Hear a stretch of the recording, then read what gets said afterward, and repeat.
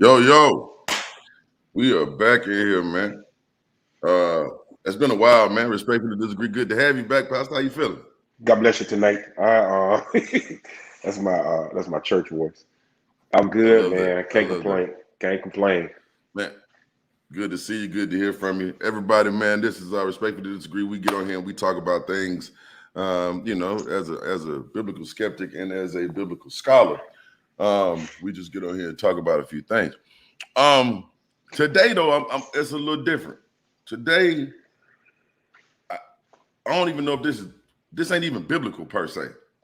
First, before we go too far, let me just see. POP, hold it down. Is anything pissing off the pastor right now? Right now, I would say it's black Christians that defend white Christians and everything they do. Y'all got to stop that shit. Stop that shit, man. You just got to stop. You just got to stop. It's like it's always something that you can say, well, they didn't mean this, but you ram Earl down the street, you're ready to put him out as soon as he do the same thing. But that's another story for another day. Hey, man, as always, pissing off the pastor. This is my good friend, Pastor Carl Frederick Hill, pastor of the Evergreen Missionary Baptist Church, right there in Evergreen, Alabama, right there at the bottom. So I'm gonna hop right into this. I got a few stories I want to share with you. I'm gonna start with the one that I think is probably most pressing to like health, and then I'm gonna move right along.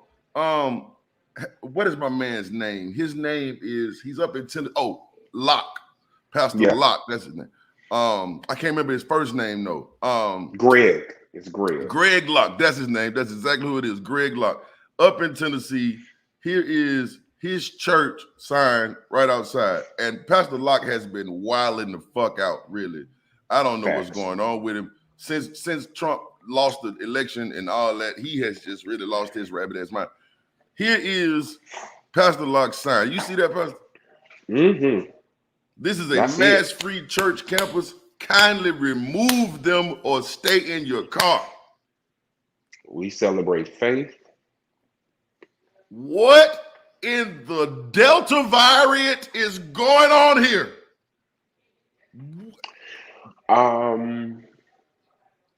So this is bullshit. That's the first thing I come to mind. I'm gonna read you from a scripture of skepticism that I saw earlier. This came from the Negro News Network. If you don't need a mask because God will protect you, why do you need a gun? Thus end the reading of the word. Nigga 3-1. If you don't need a mask, because God gonna protect you, why did you buy them damn guns? Why did you buy them? Why did you buy them? That's a great point. Pastor Locke, I you know what's crazy is if I was Charlemagne the God, this would be runner up for Donkey of the Day. This is just plain out stupid. I do want to let y'all know there is a study that says that in England, Christians as a religion have fared better than every other religion when it comes to COVID. All the major religions when it comes to COVID. Actually, Sikh people have done the worst, and then Jewish people, then Muslim people, and then Christians have done the best of all the religious groups in England as far as death rates compared as far as COVID is concerned. Just so you know who did better than the Christians, though? Atheists. Just throwing it out there. Just throwing it out there. That's not a dig. That's just to let you know, atheists doing better than everybody. Because we're staying in the house, we're washing our hands, we are listening to the science, right? We're not taking these chances. Okay. There's no blanket of security from a deity, so you have to trust what science is telling you. Man, you got to do that, man. You got to do that.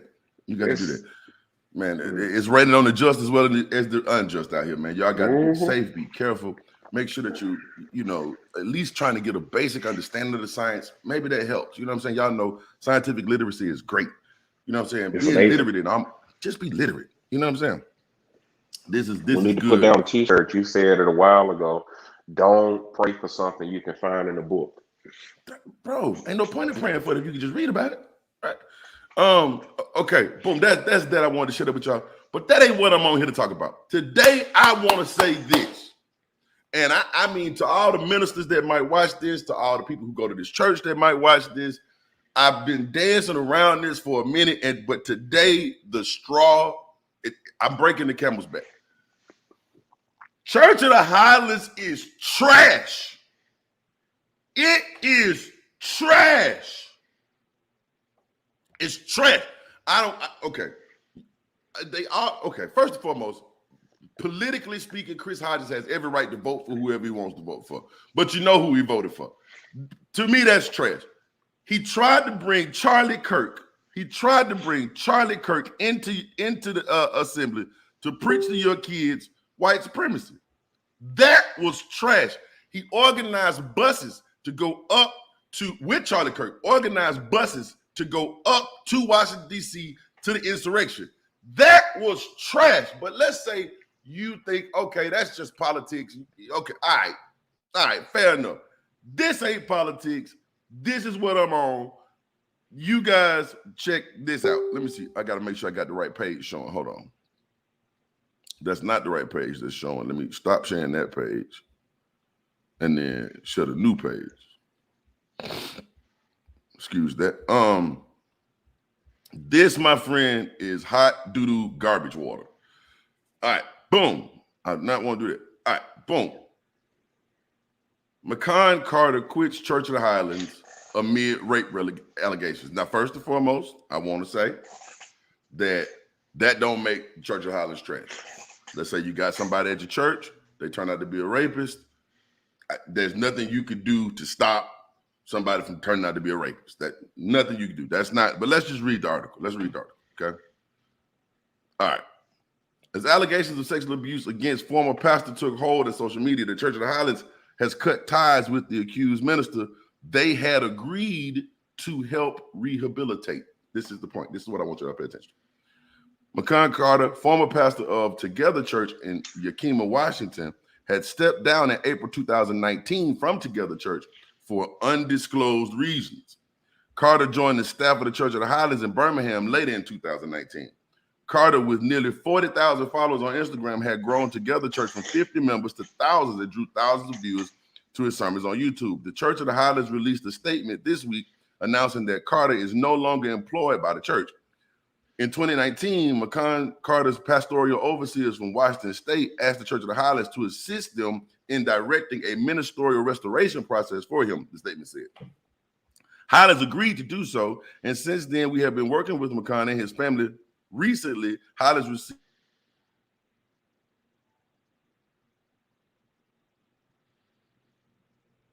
We gonna pause.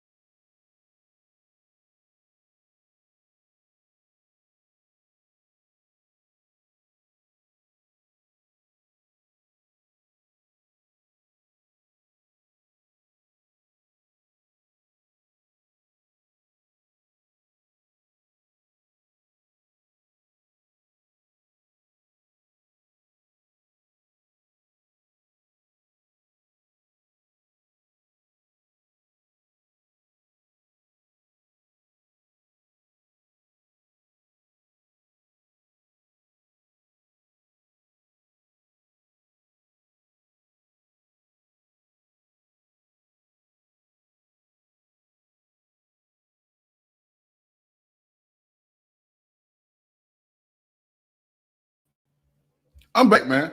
I'm back. I don't know. I got kicked. I got kicked off the whole internet, and now I got to get the pastor back on. I got kicked off the whole ass internet. I apologize about that. Like my whole server went down. It wasn't even just Facebook. I got kicked off the internet en masse. Just put a real nigga off the internet. Okay, let me get that article back going. Yeah. Sorry about that, Pastor. My bad, man. My bad. I got kicked off the whole internet. My apologies. Can you hear me? Yeah, I can hear you. Can you hear me? Yeah, I can. Okay, cool. Dang, man. That's crazy. All right, so but let me pull the article back. You read the article. I don't know. Did y'all hear the whole article or no? Did y'all hear the whole article or no? Pastor. Dang, I can't hear you. Can you hear me? I can't hear you. Yeah, I heard it. Okay, you heard. Okay, all right, boom. Yeah, all right, so let's talk about this, man. Like, we you were going in and out there, now. I think you were scrolling. Yeah, I thought we were scrolling. You can't hear me? Okay, I hear you now. I hear you now. Let me see. Yeah, we got it. All right. So you did hear the article. Hold on, let me see. Let me take these AirPods out. I hear you now. Better, worse. You did hear the article though. Part of restoring. Yeah, we heard it. Yeah. Okay. Yeah. All right. For those that didn't hear the article, Michael Carter came from another church that he was pastoring in Washington State. The article says that he left that church for undisclosed reasons, but he was coming to Church of the Highlands to get into some like restorative ministry. They put him on the payroll. They put him in ministry. Well, the thing it was rape allegations, basically. Right. And they was keeping it quiet, but the lady that he was sexually abusing made a blog post and made it public. And then they asked him to step down. Now, here's the thing, man. Look, man, it's one thing if somebody just shows up at your front door. You don't know who they are. You don't know where they come from. And you find out that they got a past. And that's one thing. It's another thing for you to hide and harbor rapists. That's different. That ain't the same. Right? Like they promoting this man in the ministry, all that jazz, and this man out here a whole ass rapist. Word on the block is he got the girl pregnant, then paid for an abortion, and then all of it. That ain't the same. Church of the Highlands is trash. Trash. And they showing you that they trash in every statistical category. They're getting away with this because their churches got coffee in it. They'll brew you a cup of coffee or something. They'll get your kids some school supplies or something. But these man, say something to the people, press, because I'm about to lose it. So I guess I need to give this disclaimer. What I'm about to say doesn't reflect my own views, but I am going to argue from what they would probably say. First off, there is no exoneration for rape in my book. None whatsoever. Like it's none whatsoever. It's no exoneration for it. I will say this though, from the perspective of what they may say is, we who are spiritual restore a brother, right? And it's foolishness, but bringing someone in from Washington that had thousands of members, thousands of followers, obviously a huge church budget, like the typical church can't afford to bring somebody in, put them on payroll, and restore them. Like, that's foolishness. The issue is they have such an amassed amount of wealth, if you will, that they're able to do whatever they want to do, afford to do whatever they want to do, and basically say, who gonna stop us? This has no Christian base whatsoever. This has only eisegetical biblical base. Because the same book, well, the same person who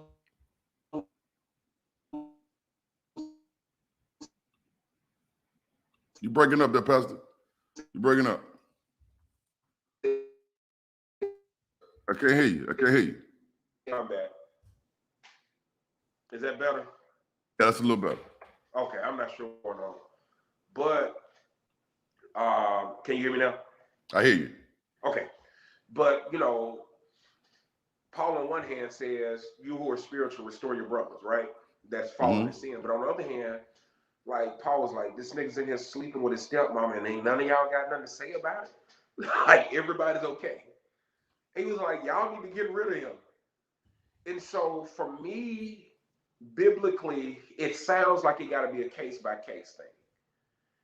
So on one hand, somebody falls in sin, yeah, you restore them. But on the other hand, when you know somebody is doing something and you're not saying anything, like this is dead wrong. This is wrong. This is wrong. Like restoring or trying to rehabilitate a rapist, they have prisons for that. Yeah. They have prisons for that. And my thing is, and I know if it were prime example, here's another case. Eddie Long. Yeah. Sexual misconduct, sexual abuse. How many white churches were reaching out to him to try to restore him and rehabilitate him? None that I know of. How many black people that saw this completely just destroyed this man? So I don't want to hear, well, we're just trying to rehabilitate him. Like, no, you just have the means to cover somebody else. It's the same stuff. Money sweep a lot of stuff under the rug. And that's what they were attempting to do. It's like, hey, this man's in trouble for maliciously abusing somebody. It's beyond rape. Like, you continually abuse this lady. You continually abused her. And for some strange reason, because you have the resources to pull him in and pay him, like you put him on your staff, paid this man, and called it rehabilitation. How did you rehabilitate him? And then what happens in the event that sexual misconduct starts leaking out with him on your payroll in Birmingham? Yeah. That's a possibility. Yeah. It's a possibility. But it's not, to me, it sounds less about spirituality and more about finances. That's what it sounds like. Yeah. Yeah, absolutely. And what's bothering me, I think, so bad about this is, well, lots of things are bothering me about this, but I think the thing that's really, really like pissing me off is that, again, it's one thing if you don't know, this guy just shows up and he's doing his thing, and you're just like, oh, he's a great guy, he's a rock star, he's coming in here, he's doing things, and then you find out something negative about him. It's another thing to transfer it, to make it look like you basically just kind of moved him out of the way till the allegations blow over, kind of give him a hub to hang out in, and then he back out on. Bro, that no. It's just a no for me. That's just a no for me. No. That can't be like, that can't be good for anybody or anything, right? Like that's it. Oh no. And one of the things that I'm really, from a Christian perspective, what I'm really noticing is people will say, well, we all deserve grace. Like, that's true. We all deserve forgiveness. Yeah, that's true. But forgiveness does not exonerate consequences. It does not. No, I don't. you And you can be forgiven, but you still got to face these consequences. yeah, and it ain't my place to. No, I can't harbor that. I can't aid and abet that. I just can't do that. Like, no, ma'am, Pam. That's just not how this works. You know what I'm saying? And that sets the stage and the groundwork for systems of abuse, It right? does. You know what I'm saying? That sets the stage and the groundwork for systems of abuse. And when a thing can be systematic, because okay, if you get into this kind of trouble, just run over here. They'll take care of you. They'll keep it. That, man, churches can be, they could be great for they can be great for the community. I will say that. But if they become black boxes for people to hide their dirty in, then what are they really? At that point, they just become organized crime centers. That's it. And yeah, and that's just not the way. That ain't it, Chief. That ain't it, Chief. It's not. And my thing is, I had some people fall out with me a few years ago about Church of the Highlands because before it became reputable to talk bad or negatively about them, I was like, y'all running over here thinking white folk ice colder, but I probably would stay away. Well, no, you just mad because they got all these folks and I was like, no. The problem is church in Birmingham is extremely faddish. Mm-hmm. The vast majority follows the trend of what church is popular. Right. I was like, something not right. This man, you start a church, you leave a state to start a church in the wealthiest community in the entire state. Mm-hmm. And it just so happened that you have a business degree. Mm-hmm. It just, No, And I mean, so he's I a was good like, businessman. I can't knock Mr. Hodges for that. and an amazing businessman. Yeah. An amazing businessman. And you start your church, the church picks up traction, you have amassed wealth inside the church, and eventually you start having black people flocking over them. Like, okay, y'all watch it. And then during the pandemic and well, before that, racial injustices happen is there's a deafening or loud ass silence, if you will. Okay. Wait, Pastor. I don't know if it was silent. Let me tell you what happened during all that. Buddy decides to invite Charlie internet troll racist Kirk. Oh no, this is prior to that. Oh, This okay. is when other stuff was going on, like Mike Brown, prior to the pandemic. There was silence, and then folks started whispering, and then he said some type of it was like some gentrified Martin Luther King dream shit, and everybody was okay. Yeah, that was And trash. then Charlie Kirk comes up. And then when we found out that you are literally literally liking posts of white supremacy, like, and you're saying that's not who you are. Yes, that is. Who hit that like button? Who hit that like button, Chris? And then not only that, but he gets up there, apologize not for what he did, but how it made you feel.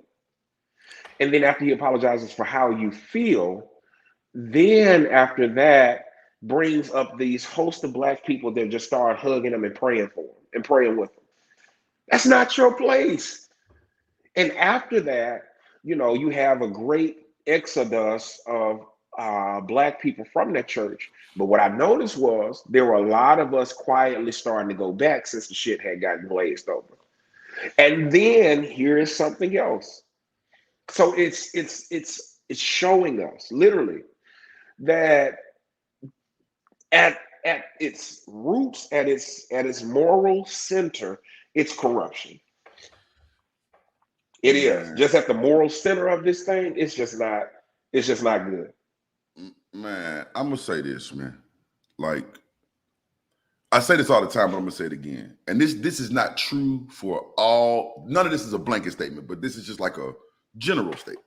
Okay, so this doesn't cover everybody, but I feel like it's a good general statement. In the world that we live in, like my everyday natural world that I live in. I do not care what you believe in. Sure. Right? Pastor Carl, that's a good man. He happens to be a Christian, but he a good man, right? I don't care that he's a Christian. I care that he's a good human being. We can have good conversations. We can talk about things. He's a good man. He happens to be a Christian. In the real world, we do not care what you believe in. We care what you do.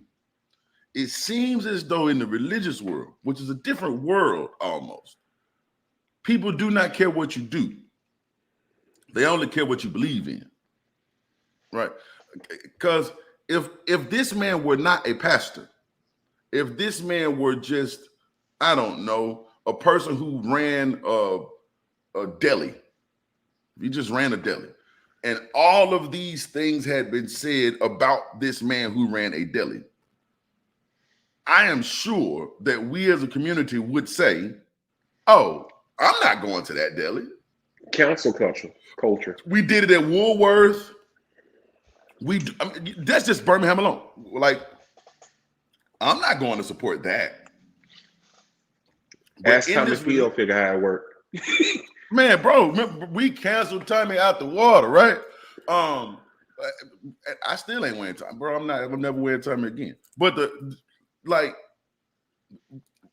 because this is religious in nature, it's just like, oh, well, give him grace, give him forgiveness, blah, blah, blah, blah. And forgiveness is cool. I forgave Tommy Hilfiger. I guess. I'm just not finna wear it. Exactly. Right? You showed me who you were, and this man continues to show you who he is. He continues to show him, him and Charlie Kirk put together them buses to go up to that insurrection, man. Like, come on, man. Like this. I didn't know. Yeah, bro. They had hundreds of buses that went from. You remember them people that got in trouble up at the Capitol from Alabama? Yeah. They rode Charlie Kirk's bus. Anyway, like that's what I'm saying. Like to me, that don't register. Like that part ain't registering to me. Give me 1 second. I'm gonna change stories for just a second. I want to bring Pastor Locke back up because I don't want y'all to not catch this. This is some weirdo shit right here, bro. Hold on. Let me see. I've been right about all of it. Yeah. Can you hear this? We've been right about all of. Huh? Mm-hmm. I said I saw that one this morning. Yeah. Okay. This is Pastor Greg Locke, the same guy who got the sign that I showed y'all earlier. I couldn't get this video to play earlier, but here it is. I've been right about all of it. We've been right about all of it. Woo! Yes. Yes. Y'all watch this shit.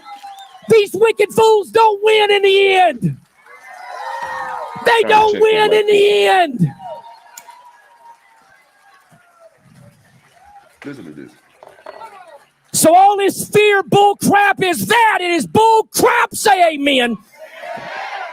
I know you've never been to a church where a pastor told you to say amen after I said bull crap. It's better than what I want to say. I call it real BS, biblical stupidity. Biblical stupidity. So I know I wasn't going to say nothing about it, but I think I feel froggy enough. I'm going to jump right now and just say this. Watch this. I am not apologizing for what I said on this platform last week. The Delta variant was nonsense then. It is nonsense now. You will not wear masks in this church. You will not wear masks in this church.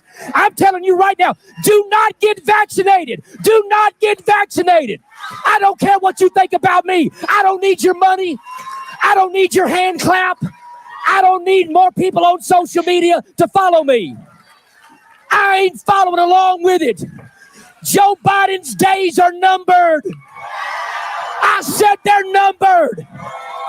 I've told you the whole time this election was fraudulent. We got so much proof. The only people that can deny it are crack-smoking, demon-possessed leftists. Woo! I'm about to tear his whole pulpit in half. Okay. My brother.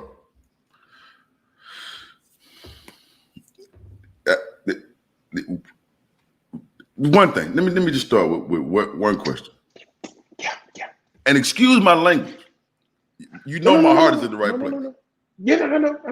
What the fuck did that have to do with Jesus and him crucified? Because that's what Paul said he preached. Excuse my language.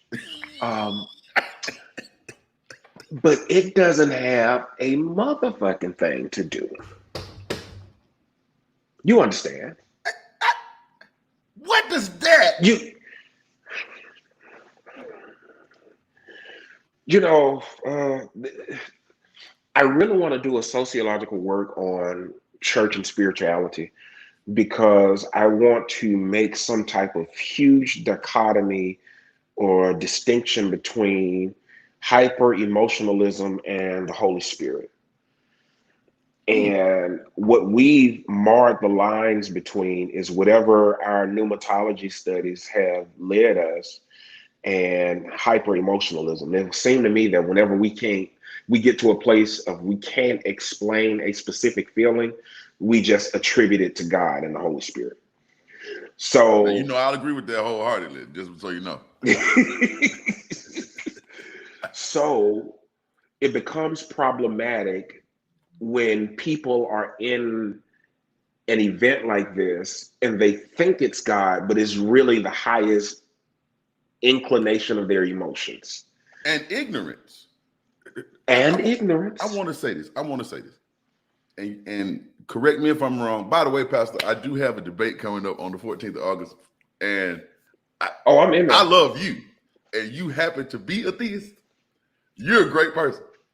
But I'm finna drag this shit. Okay. Bro, I'm ready. But here's my thing. Not that God has to be used as ignorance. That's not what I'm saying. But there are a lot of people who, when they don't understand a thing, they give God a position on that thing, and then they are bolstered in their ignorance because they have now given God a position in the thing, i.e., the Delta variant, COVID-19.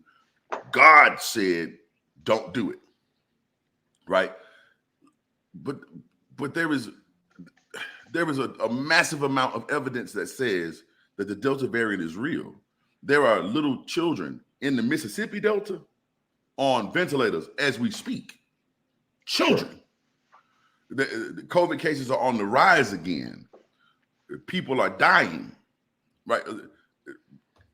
All the evidence says a thing, and I believe that is the dangerous part about quote unquote, and everybody doesn't use this word the same way, but I've definitely heard it used this way. There's a dangerous thing about a faith, because a faith has become, in a lot of instances, believing something to be true when there is evidence that states that it is not. It's one thing to say, okay, I don't really know how this is going to work out, so I'm just going to believe God, right? I don't really know, but then you still putting God in the gaps of your understanding. But it's okay. That doesn't seem as harmful. I don't really know. I can't really know, so I'm just going to trust God on this one, right? It's another thing to say, here is all of this fact. None of that matters. I am going to be adverse against truth because I believe, right? That is a dangerous mindset to put people in. Oh, absolutely. Right? And if you build up a congregation that way, then you are building up a congregation of science deniers, fact deniers, reality deniers. True. This is a matter of fact. Let me see if I can find this word for you, man. Hold on 1 second.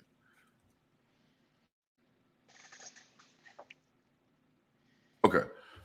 Delusional as a definition is characterized by holding idiosyncratic beliefs or impressions that are contradicted by reality or rational argument, typically as a symptom of a mental disorder.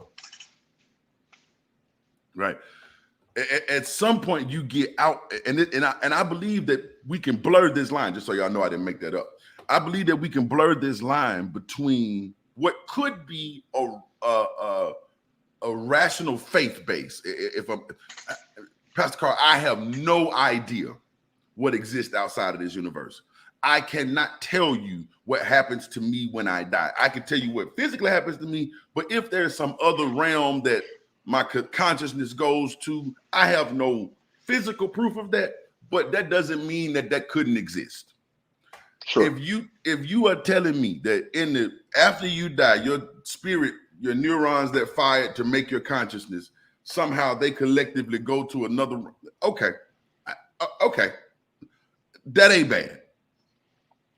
But I think what becomes bad is when you try to bring that idea into this physical universe and begin to deny the facts in this universe. Right? In this universe, in this America, racism exists. In this universe, in this America, rape is bad. In this universe, this America, COVID is killing people. These are facts. These are demonstrable. Well, I guess racism is bad. It's not necessarily objective, but it seems as though obvious. I would think that it is objective. I mean, good or bad in that case. There's a racist out there who thinks, oh no, we're just trying to preserve our culture, and they could literally. I won't call that one is a subjective bad. I give it that. But these other things are objectively true. Right? And the pain that racism causes is objectively verifiable. So that part is objectively verifiable. And if I can sweep all of these things under this rug of God, then I am doing humanity a disservice at this point. This is not just, oh, it doesn't matter. I'm doing humanity a disservice at this point, Pastor. Now, like you, for example, you seem to be using the ministry to galvanize a community, to encourage them to go out and be great and do great things. Like my man, Pastor Mike. You know, like I'm just galvanizing a group of people. We can galvanize under this banner. I want y'all to do great things. I want y'all to be encouraged. I want y'all to go forth and prosper. I'm not so mad about that. The cost analysis seems to be positive, right? What are you hurting by saying, hey man, come in here, man, let me encourage you, let's read this book and I'm gonna give you a good word out of this, man, and hopefully it's gonna get you going this week. Hopefully you're gonna tackle the week like a champion. How could I be angry at that? I can't. But when you start to tell people that what is objectively proven, the election was not a fraud. What is objectively proven, COVID-19 is killing people. What is objectively proven, masks help to stop the spread. What is objectively proven, the vaccine helps to limit the severity of the spread. These are objectively provable things. You are now pushing a delusion on people under the guise of God. You know what a trigger God is?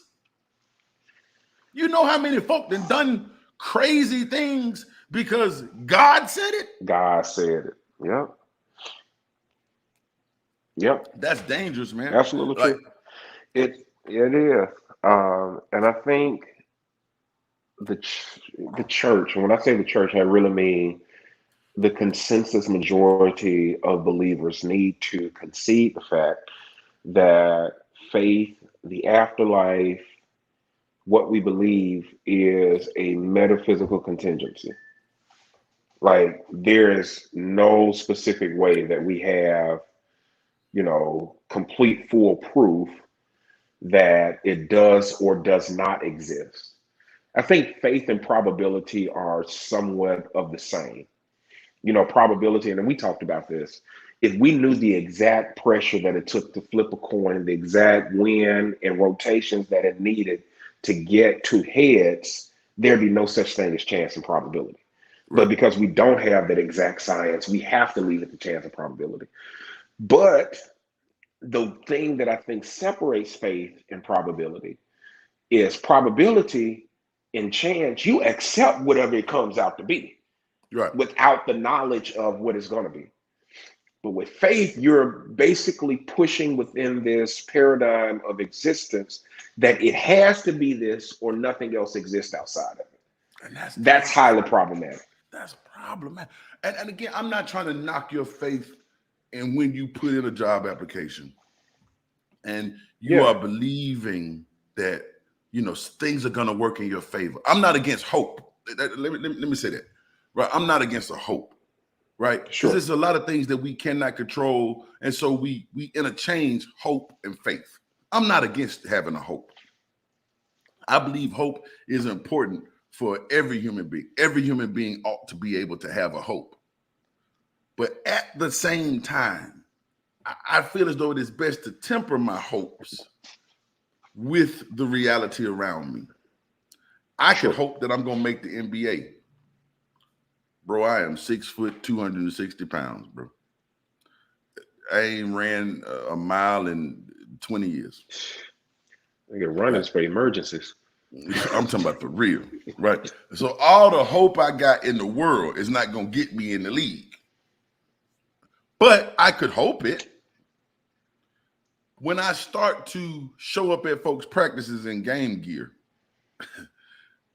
they're going to walk my ass the hell out of there, right? Mm-hmm. Probably forcibly. But you don't belong here, sir.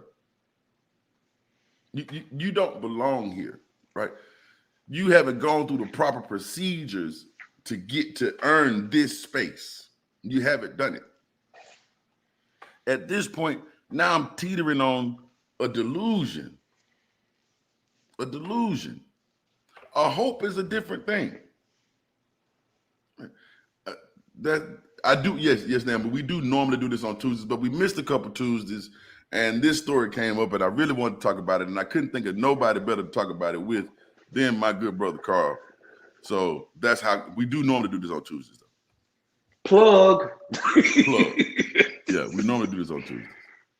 Right. So the thing that I'm struggling with here is beyond just the concept of a God.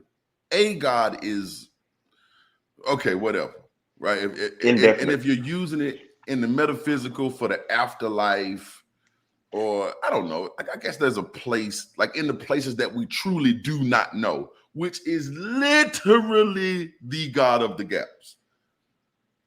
In the places that, like, there is no way for me to know what happens after we die. It's not even possible for me to know that. If you want to put God there, baby, knock yourself out. But the things that happen in this earth, we can know. Like, we can literally study it and find out. Anything that happens in this earth, we can study. We can know. It may take us some time to know. That's why science isn't a one-day project. It may be difficult to know. Fair. We still don't quite understand gravity. Mm-hmm. We still don't quite understand it.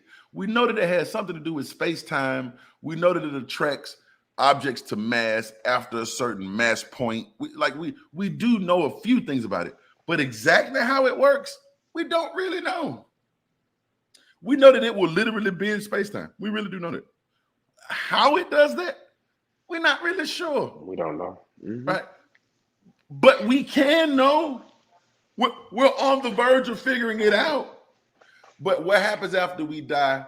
How in the fuck are we ever supposed to figure that out? How are we supposed to figure it out? There's only one way to figure it out. It's to die. And then how do you tell somebody? Okay. So all of those things being said, I'm okay with you putting God there. How could I argue that?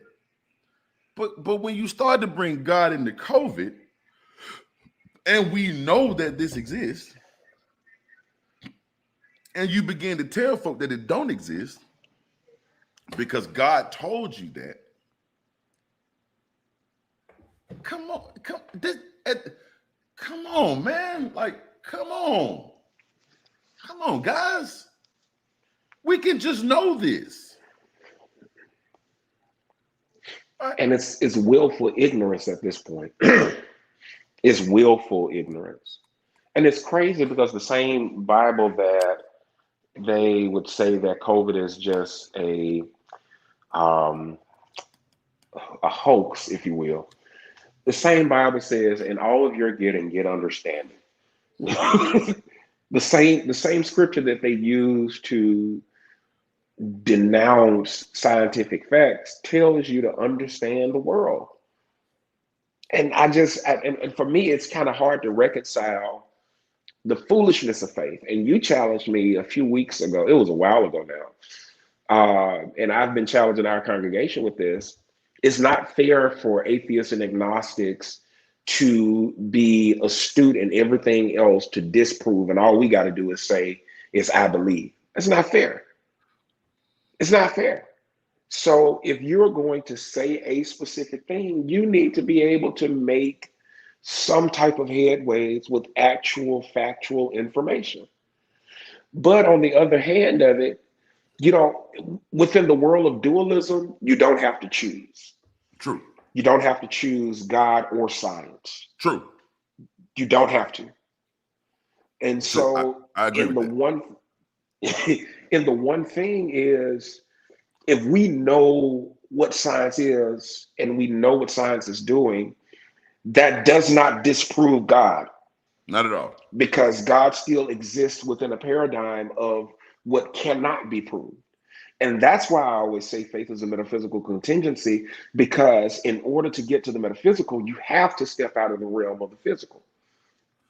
But and if you want to use, and I need you to help me on this. Mm-hmm. Your thoughts exist in your brain, right? Yes. Okay, your thoughts exist in your brain. Okay. Yeah. Okay. Yeah. Or let me say it this way: the mind is a product of the brain. I'll agree. Okay. The mind is a product of the brain. Okay. That's a physical thing. Your brain is a physical thing. I know how to get you to stop thinking. Remove your brain. And that's it. Okay. How then can a physical object interact with a metaphysical principle? Or how can a metaphysical principle interact with a physical principle? By what mechanism does this thing that does not, quote, and when I say exist, I mean occupy a time and space, right? Anything that occupies a time or space, I would give it the title of existing. Whether I know it or not, if it occupies a time or space, it exists. Mm-hmm. But if we're saying, hey, this thing exists outside of everything we know to exist, well, then how do I give it properties? What do I know about it? What space does it occupy? What time does it occupy? How does it move? Right? So it leaves me this whole blank check to write to say anything about it. Sure. And if I believe that, then I start to operate as if that is true in this reality. Right? Like I ask people all the time, what is a soul? Right? Because we would talk about soul ties. What is a mind, soul? body, and spirit. Yeah, mind. I totally understand your mind, and I totally understand your body. But this is basically just the mind is a product of the body. It's just what your brain does. Your brain's activity, the conscious part of your brain activity is your mind. But that's just neurons firing. That's just neurons. Okay, we know what neurons are. And so are you saying that your soul is neuronic firing? Well, those are just thoughts. Right? Okay, so if I give it this extra layer of thing, and now all of a sudden I can move in this extra layer of thing because we can't tie it down. There's no rules about souls. Souls can do whatever I say a soul can do. I can say a soul can get tied to a person. I can say a soul can astral project. I can say a soul can go to the edge of the universe and come back. This just seems like imagination. But if I call it imagination, somebody says I'm being disrespectful to the spiritual. I'm not. By all accounts, this is just an imagination. And imaginations are not real. Well, they are real. They do exist. But they have no bearing in the physical, in this world that we live in. Am I bugging?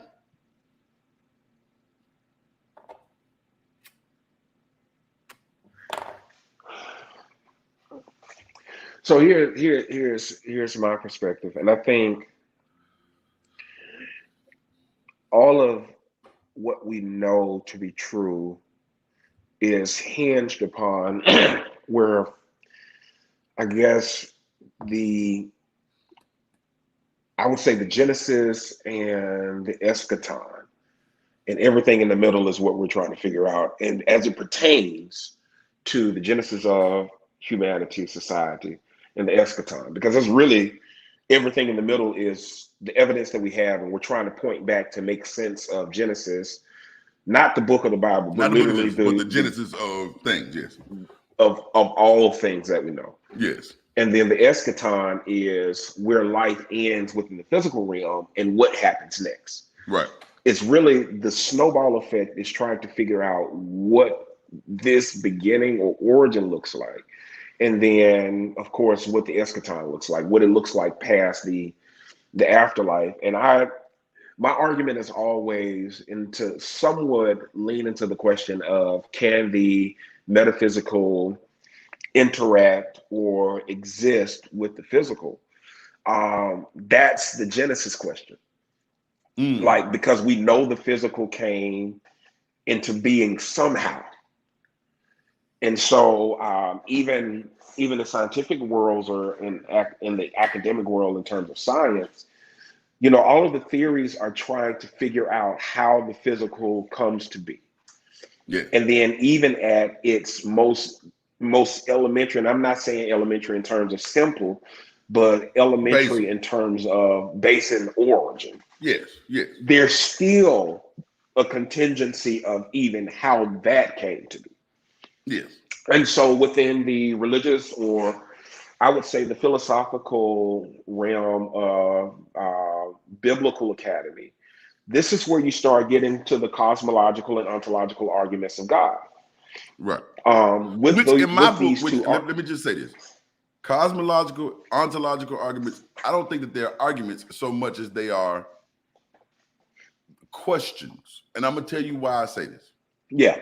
Because they are hypotheses. They are if-then statements, right? They're not really arguments. They are if-then statements, right? If everything that comes to be has a cause and the earth came to be, then the earth has a cause. This is a hypothesis, right? But the first statement in that hypothesis is instead of being a question, I have now changed it into an assertion, right? Everything that comes to be has a cause. The earth came to be. Sure. Thus, the earth has a cause. I think it is fairer to say if everything that comes to be has a cause. Because I do not know if everything that came to be had a cause. But I'm assuming that everything that came to be has a cause. So, but when I turn my assumption into an assertion, well, now we got a problem, because I got to prove that. I would have to prove that in order to make it as it is. Now, the one thing I can prove is the earth came to be. That's a true statement. Right. I know it came to be because I'm on this motherfucker, right? It's here, right? So, but I'm still assuming that everything that comes to be has a cause. That's the cosmological argument, right? And the universe came to be. The ontological argument says, wait. What's the ontological argument? Wait. Oh my God, I can't remember it. I am fucking up. I'm sorry. Ontological basically is because things exist, Oh, because the then universe is there just here. has to be, it's almost like the creator creation paradigm. That is, if there is creation, then there must be creator.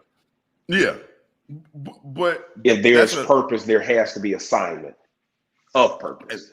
But the weird thing about that is, I would have to know that everything had a purpose. You get what I'm saying? Like, there are some things that could just be the byproduct of a thing, right? Like energy, for example, is the byproduct of the position of an object in a field. That's all it is.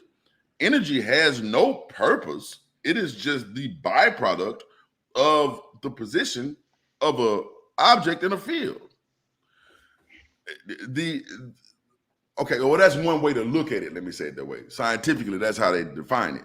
So what I'm saying is, if I'm going to start to make these assertions, and it's okay to make the assertion in the places that we cannot figure, right? So right now, pretty much from a trillionth of a trillionth of a trillionth of a second post the Big Bang, so 10 to the negative 62, I think, or 63.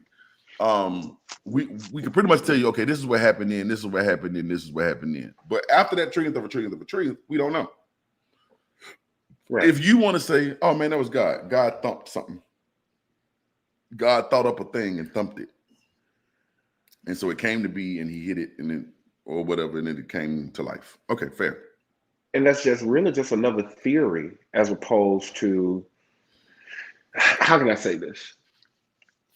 I'm trying to say this without upsetting the Christian base. And this is why I'm at a place now of saying, metaphysical contingency, because we are trying to, like I said, figure out this Genesis. And we have this explanation, but it's also still yet a theory. Because for it to be fact, it will necessitate whomever is writing had to be there. Let me make one more statement about the word theory. The word theory is a dual usage word. Okay, mm-hmm. It has a common everyday vernacular.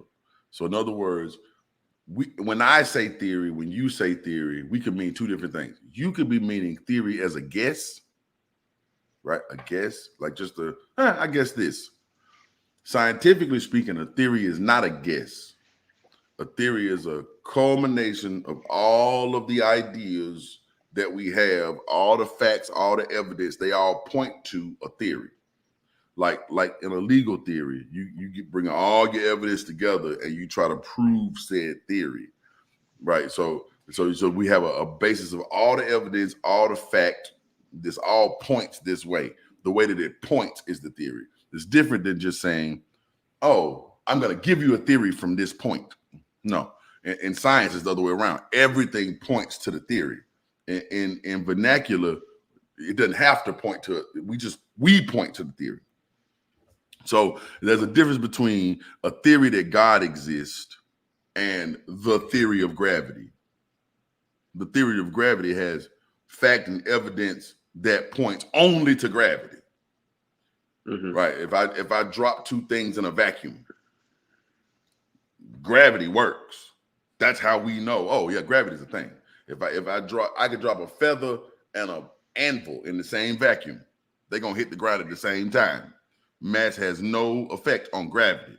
When I look out and I see light coming from behind a black hole, oh, okay. Gravity bent space-time. But that points to the theory of gravity. That's different than just saying, oh, well, my theory is that a mouse ran across the moon. No, you're just saying that's a guess. Because the moon is made of cheese, and so it's infected with mice. No, that's not. That is a colloquial theory, but that is not what scientists mean when they say the word theory. Okay, a theory is an explanation of the facts in science. In colloquial usage, a theory is just a guess, and so I want to make sure that we separate those two things. And again, you got to define those terms. You can't even really theorize what the reason that we're having to guess here is because we do not have enough information to really make a scientific theory. We don't have enough information, right? So we just guess, right? We're just guessing. Even I wouldn't even call it a hypothesis, because a hypothesis is a testable idea.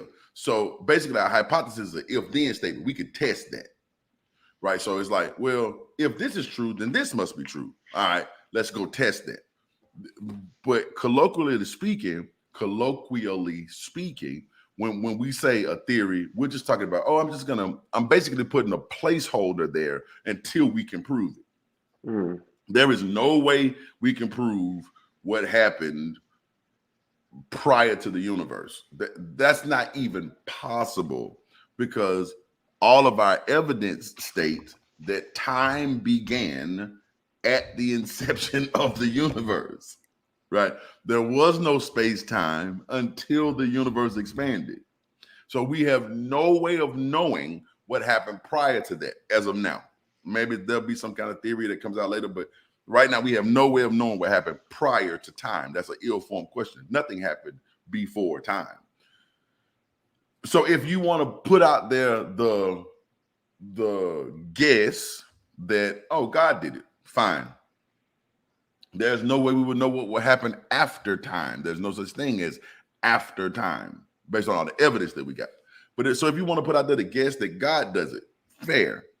My problem is in the things that we do know. Like, we know how COVID spreads. We know that rape is bad. We know these things. When I start to bring that eschaton, the Genesis and the eschaton, into the present, as if to say, because I was able to guess those things that I haven't proven, that gives me some kind of authority in this thing that is proven. It does not.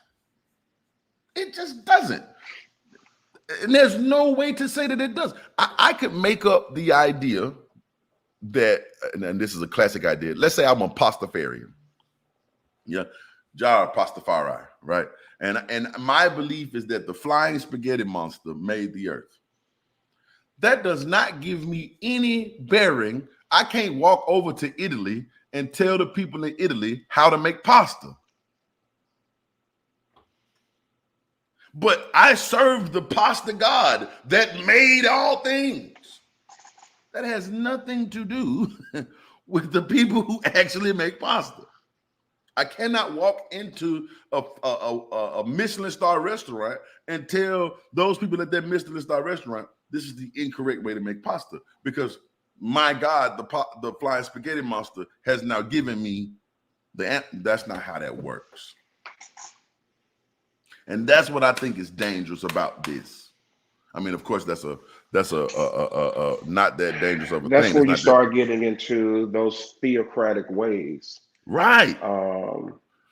That's where that comes in, because of the authority given to me by the supreme being of the universe. It allows me to dictate what is moral, what is just, what is true. And as a result of it, we have the right to overthrow everything else because we answer to another kingdom. And that dangerous. That we cannot prove, that we cannot verify said authority. That's dangerous.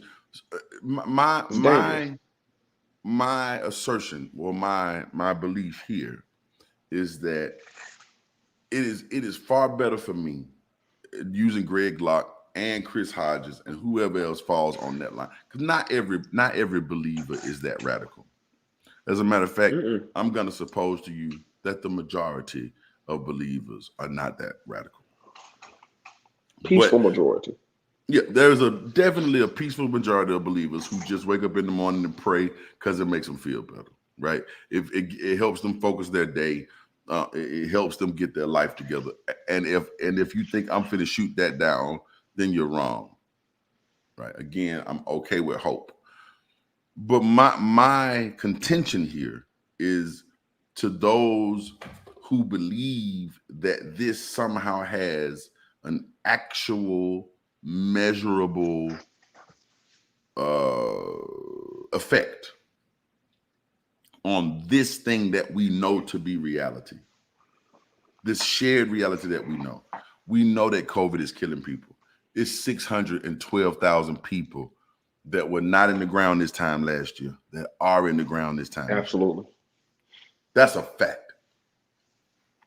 And we're either going to mask up, vax up, or shut down. Those are the only ways we can, unless you have a better idea, Pastor Locke. Right? Unless you have a better idea. We're going to either mask up, vax up, or shut down in order to limit this, because we cannot kill a virus. A virus is not even alive. That's another. The viruses are one of the strongest arguments for abiogenesis, because if abiogenesis is true, then if, this is a hypothesis, if abiogenesis is true, then we should find something that's right in between alive and dead, or organic and inorganic, right? If the theory of abiogenesis is true, and then we look around and we find viruses, something that's right in between organic and inorganic. Viruses are not alive, but they behave like living things, but they are not alive. Right? So that being said, this is how we come to prove things. This is how we come to prove things. Okay, here's my theory. If the Big Bang happened, then we should run into some microwave background, and it should be about this temperature. If I did my math right, I got to be able to make an accurate prediction. But I cannot make an accurate prediction about what happens after we die. I cannot make an accurate prediction about what happened before time. It's impossible. So then I cannot count this as a theory. I cannot falsify the claim. I can't really learn it. But I'm okay with I'm okay with somebody saying, okay, I believe in something we can't falsify. But leave that at the places that we cannot falsify. We can falsify that prayer stops COVID. We know this. We can test to see what vaccines do. We know this. We can test to see what masks do. We know this. We can falsify. We could find out that we're wrong. Okay. And that's what I want to say about that, man. Back to Pastor Hodges, man. Church of Highlands is trash. And to the black people that attend now, at some point I gotta ask you from among them. Come out from amongst them, man. At some point I gotta ask you, man, what are you defending there? What is so good about that place that it's okay to teach racism and support political tyranny and support a rapist? You got to tell me what's so good about that place. And because maybe you're right. Maybe what they're doing is so good for you and your community that it's worth it. That rape is worth it. I can't ever see that being the case, but maybe you know something I don't know. Because I guarantee you, if it's just about the preaching of Jesus, my man Pastor Carl can preach Jesus to you without having to, you know what I'm saying? My man Pastor Carl he can preach Jesus to you without having to put you in COVID harm way, or without having to get you to agree with a racist, or without having to support a rapist. My man Pastor Carl can still preach you Jesus. You know, so I would like to know what's so good about that particular space that is worth supporting those who support rape, or those who support racial supremacy, or those who support injustices to the black community. What's so good about that place? Ooh. If I were to answer from my little small mind, within Christian culture, a lot of us are flocking over there because, number one, there's a lack of theological accuracy in the Black church, which I'm not saying that in a condescending way. Mm-hmm. I'm saying because I grew up you know, in a place to where theological education wasn't Wasn't a really thing. a big thing. Yeah. And so one thing I've learned about the Black community is a lot of times when we hear something new, we just assume that it's true. And this is what happened with the rise of the Nation of Islam in the 1950s. It was a different way to look at it, and it spoke to the plight of the Black community. Hey, don't you hate the white man? And Hey, don't you hate the white man? What a question. and so yeah, but what we didn't research to figure out was that the NOI was considered an unorthodox movement against Orthodox Islam. And so, but it was a new thing. It was information that we did not get. And as a result of it, we flocked to it, which is still a byproduct of white supremacy, because we have literally been misinformed on purpose for generations. And so, of course, when we're trying to piece together why I'm here, what's my purpose, anytime we get more information is always a good thing. Without testing it, without listening to it, without trying to go through the ringer to see if it's something that you can identify with, we just take it as such. And so that's the one reason. On the other reason that I would suggest is within Christian culture, it's easier for us to go somewhere where we can hide as opposed to being somewhere we can be held accountable for doing things. So within our churches, there are so many, and I said this, and this is problematic too. Within maybe a half mile of Evergreen, there are 7 Baptist churches. That is a problem. That is a huge problem.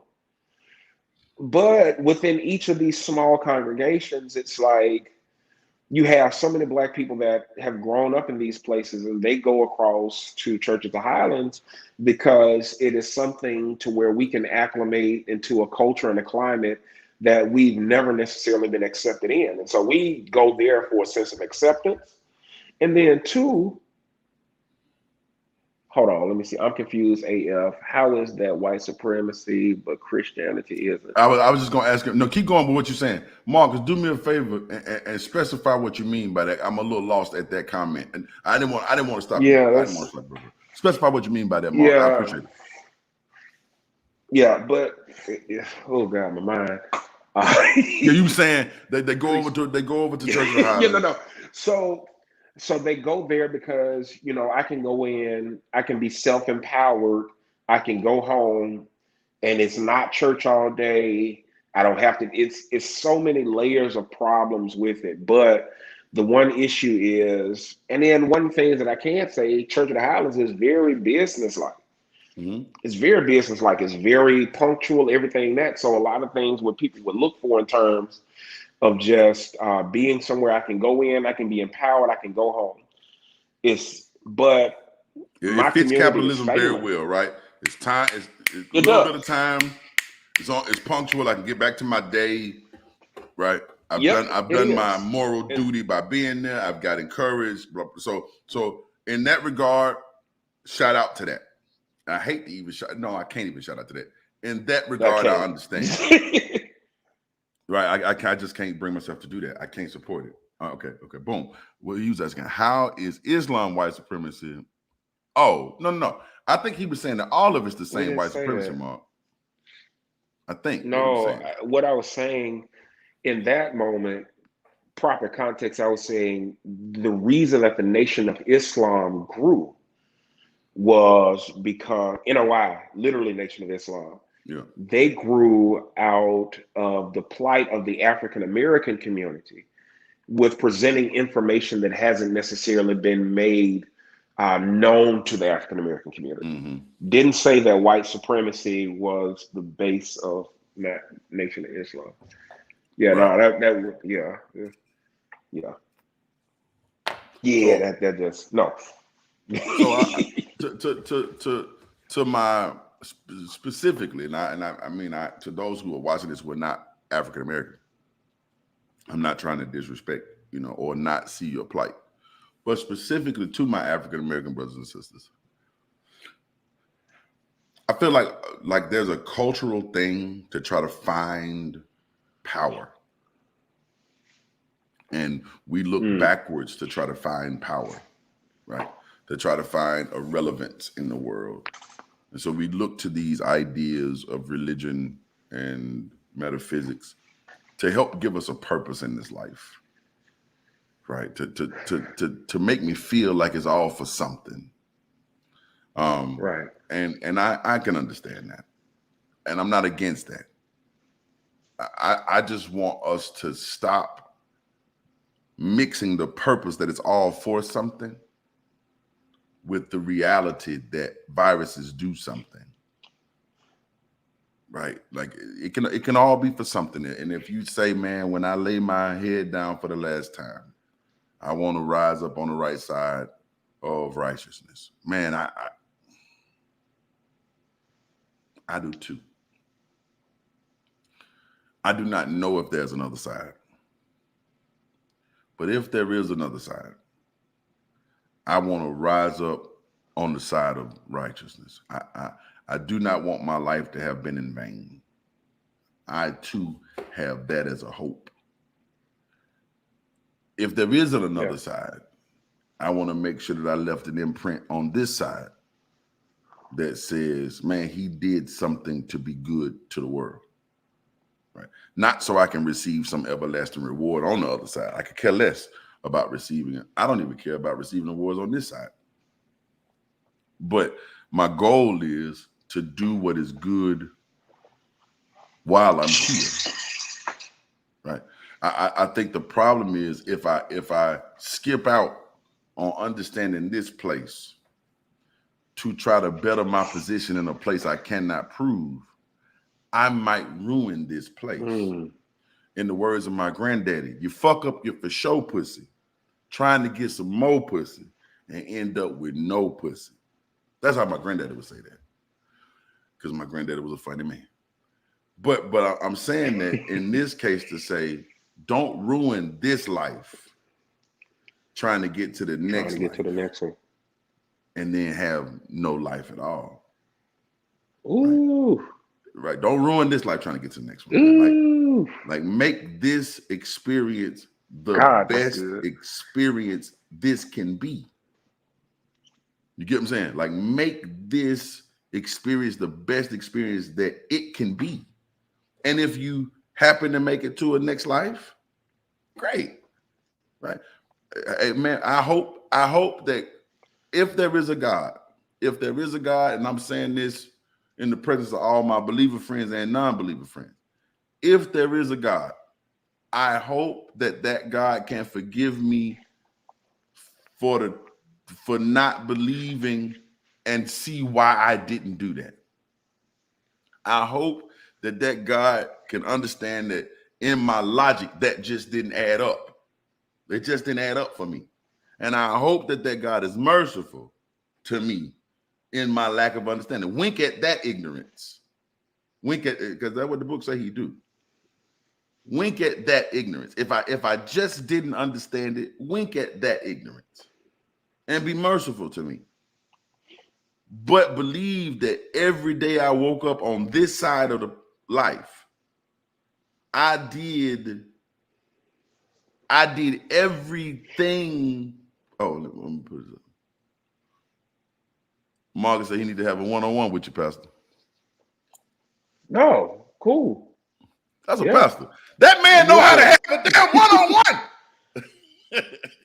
That man leads the congregation. Don't try Pastor Carl, Mark. Don't do it. Don't you do that. Don't you do that. But yeah, I just hope that it is known that when I woke up every morning on this side of life, I did what I could rationally see as what was best. I took care of the people around me. I loved them sincerely, right? I did what I thought was good. I ain't saying I'm perfect. Not bad. I do a lot of things that people might not think is good, like drink tequila in the morning times. But I tried not to hurt anybody else. You know what I'm saying? I tried my best. And I hope that if there is a God on that side of whatever, if there is a God, that God will be merciful to me. right? Like I hope that God is merciful to the children who die of cancer, who may not have had the time. Absolutely. Right. I hope that God is merciful to the LGBTQ community who just found love in a way. I hope that God is merciful to the redneck racists who saw nothing other than this, That who was their couldn't only think outside worldview. the box. Right. Yeah.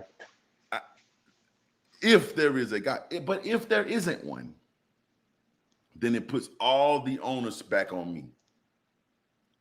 And it says to that redneck racist in West Virginia, you got to try harder. It says to that redneck preacher in Tennessee, you need to learn more. It says to me, I need to be more assertive. I need to be active. This is why I do stuff like this, because I have to be active in saying, hey, there's a better life. Anyway, Pastor, you got anything you want to tell people while we get out of here? Man, I just want to. My big thing about the Greg Locks of the world, the Chris Hodgesons of the world, don't let your platform and stage be in vain. You know, when you start misleading masses of people. I'll never forget this. My Hebrew professor, my Hebrew prof, told us this one time that he went to his family's house and went and taught them at the table, because of the college he went to, that King James Bible was the only Bible with biblical accuracy whatsoever. Taught him that at the table. But he was 19 years old. He was zealous, you know, just filled with fire. And he said, on this side of ministry, he's been teaching for 30 plus years, has gotten a PhD from Aberdeen in Scotland, has written things. I mean, just an amazing mind. And he said what haunts him every night is he couldn't go back and right the wrong that he did. You can't fix that. You can't. And that's the temperament in which I approach teaching and preaching, is that if I mess it up, there are generations of people that I can mess up, and there are lives at stake with COVID. You know, I'll say this is the last thing. I had a musician at Evergreen, came to church sick the last Sunday in December of 2020, came to church sick. I was talking to my leaders about letting him go because he put all of us at risk knowing he had COVID. 6 days after he came to church sick, I got news that he passed. Oh, no. My God. So to the people that's questioning it because you just see the numbers, these are real people with real families. They're not just a statistic. As a result of how they live, they became a statistic. But these are real people. I went to a real service with someone who had COVID, and they took him out within 7 days. It's not a game. It's not a game, man. That's not a game. Like this is not a political argument. This is real people's lives and deaths. Thank you for sharing that with us. Thank you, man. I want to say one more. I want to show you one thing. Marcus was saying he wasn't trying to get you in a one-on-one for argument. He was saying he want to bring you on his YouTube channel because he wants Christians to hear this wisdom and this grasp on reality. And I think that's good. I think that's good. Man, find, we'll link. I'm definitely in tune for it. Yeah, I find Pastor Carr to be this is one of the best mistakes I ever made. Somebody happened to suggest Pastor Carr to me when I asked if a Christian would come on here and talk to me, and I don't remember who did it, but whoever you might be, I am forever in your debt. Aaron. Yeah, okay, that's what it was. Yeah, and so I'm very thankful to Aaron for that, man, because Pastor Carr has been a real a beacon of light, right? Because again, where I come from, I don't care what you believe, I care what you do, and the things that this man is doing, I think is impressive. That's impressive. Anyway, man, this has been Respectful to Disagree. I appreciate y'all for joining me. Sorry about the internet thing earlier. I don't know what the hell happened now. Last thing, and I'm out the way. I do have a debate coming up. I got to plug this, otherwise they won't think I'm doing it right. I do have a debate coming up on August the 14th. I will be discussing atheism versus theism, which is best for the community. I am on the side of atheism, and I'm going to do my absolute best in respect. Now, I'm going to hell immediately after this debate, though, just so you know. This debate will secure my seat in hell. I already know it. But I'm going to do the best You fighting I can. with brass knuckles. I'm talking gasoline draws on a scholarship. I'm going to hell. But I'm going to do the absolute best I can to lay out my premise that the idea that if I remove the presupposition of God, I am better able to manipulate this earth. And remember what I said earlier. If there is a God when I die, I hope that God is merciful. I hope y'all right that God is merciful and will understand that I was only trying to do what was good. A convicted thief on the cross didn't have a chance to be baptized, didn't have a chance to preach a sermon. So I'm gonna be honest with you, I am praying for a head nod of a win for you in this atheism versus theism argument. Because number one, I'm biased because of our relationship. But then two, I want my goal and what I love is for Christians to become thinkers. Fact. You know, you have to think beyond the confines of just, it was a guy inbox me, well, why didn't you even go to this scripture about this? I said, it has no bearing on the conversation. Scripture means something to me. That's like if somebody says, well, you know, the Quran says this. And I'm like, nigga, I don't read. Who cares what the Quran says? It has no bearing in this conversation. Yeah. So I want us to be able to get to a point to listen, to understand, and to think outside of the box and to think beyond what somebody's. So please, you know, go full force. I'm coming. Please and I want to say this, and I got to be realistic because this ain't necessarily good for my argument, but it's good for reality. Man, some of the greatest minds that have ever affected our physical world have been theists, right?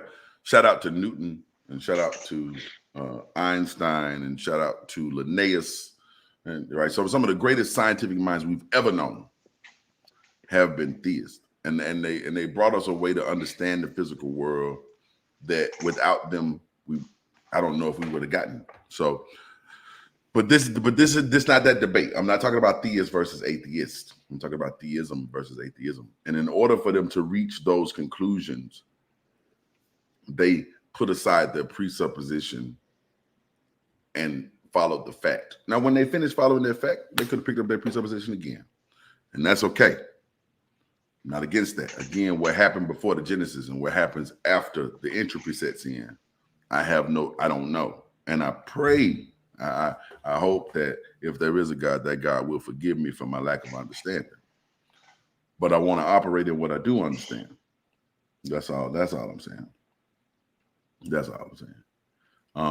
To Ike, I wanna let me the moderator will be, I've got the moderator on this debate is, I'm trying to think who's moderating. We went through a couple moderators. I think Marcus Kyle is going to be a moderator, and I might get Brother Unc to moderate as well. I think he agreed to do it, but we're going to have it on a Hebrew channel to try to even it out. So it'll be on a Hebrew platform with an atheist moderator. That was the fairest way we could think to do it. So we want to have good discussion. Second question is, who determines who wins? I'm gonna say that there is no winner or loser here. It can't be, not no debate. Yeah. Right. Not right. This is not about who wins or loses. And then the last question is, the last statement is because I'm struggling to even after you explain it to me, I know, right? Why this is a useful thing. Let me tell you why I believe that it is useful. Okay. There are certain people who are this crazy. I got to play this again. Y'all, give me 1 second. Hold on. I got to play this one more time. And I'm going to show you what I mean here. Wait. I got to play this for you. You get logged in. Go back to my notifications. Right about all of it. We've been right about all of it. Woo! Yes. Yes. Listen to this.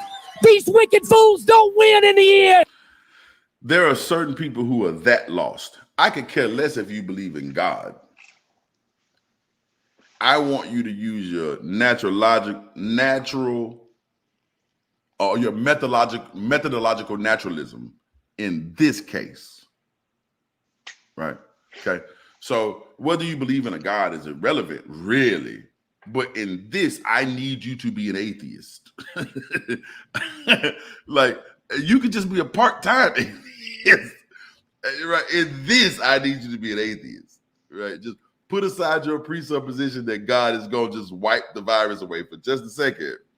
Be an atheist for a minute and just go, okay, what does the information say? Right? Okay.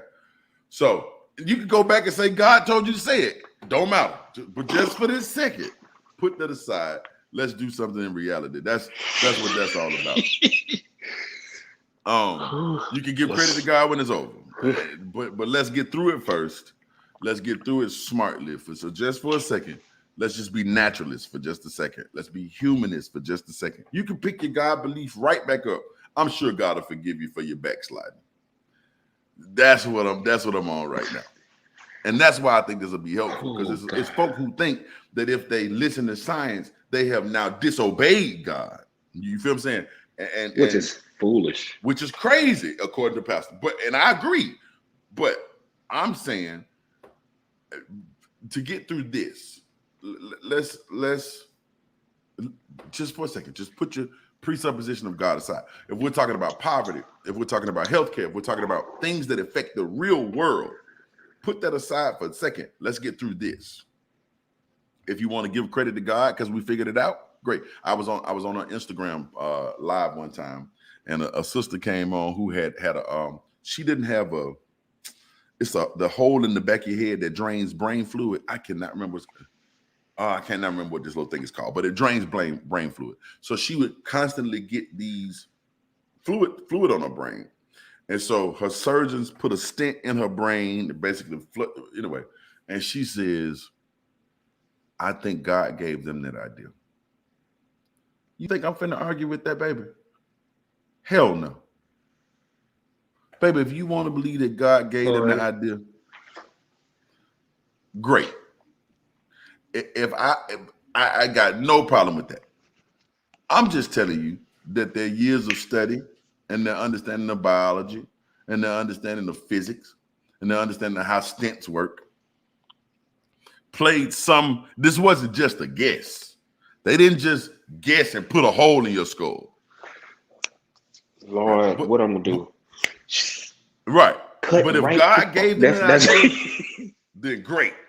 Right. I'm not here to dismantle God.